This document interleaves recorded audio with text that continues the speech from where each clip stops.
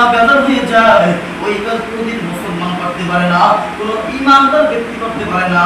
তাই আসুন, রমাদান মাসে রোজা রাখা মুসলমানের কর্তব্য, কিন্তু যারা রোজা রাখে না এটা মুমিনের কর্তব্য হতে পারে না। মুমিনের কর্তব্য তো রমাদান মাসে রোজা রাখা, মুমিনের কর্তব্য এই রমাদান মাস পাইছে আর পাই কিনা জানা নাই, রমাদান মাস পাইলাম এই জন্য শুকরিয়া আদায় করা দরকার, আর সামনে পাইব কিনা জানা নাই।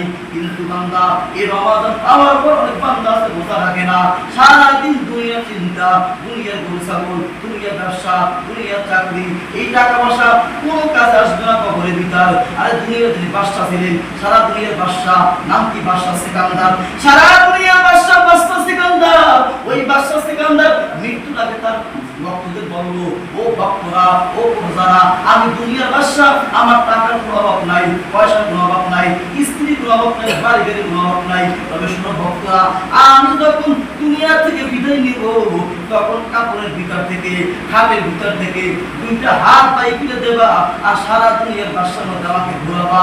এবার যখন বাদশা সিকান্দার ইন্তেকাল করলো, মারা গেল, মারা যাওয়ার পর তার ভক্তরা সারা দুনিয়ার ভিতর যখন এলাম ঘুরে গেছে আর দুনিয়ার মানুষ বলতে আছে তাকাইয়া যাবো, তাকাইয়া যাবো। বাদশা সিকান্দার এত বড় বাদশা হওয়ার পর মরার পর হাত পাশে টাকার জন্য টাকা দাও, দুনিয়ার মানুষের টাকা দাও শুরু করলো খাটের ভিতর। আর ভক্তরা বললো, আর দুনিয়ার মানুষ না না, বাদশা সিকান্দার টাকার জন্য বলে নাই, টাকার জন্য হাত বাই করতে দিতে বলে নাই। এটাই শিক্ষা দেয়, এত বড় দুনিয়ার বাদশা হওয়ার পর মৃত্যুর সময় খালি হাত নিয়ে অন্ধকার কবরে যাইতেছে, কিছু নিতে পারে নাই। দুনিয়ার কোনো বাদশাকে চলে না, আল্লাহ বলেন ওই কবরের মধ্যে কোনো বাদশাকে চলবে না, কিছু চলবে না।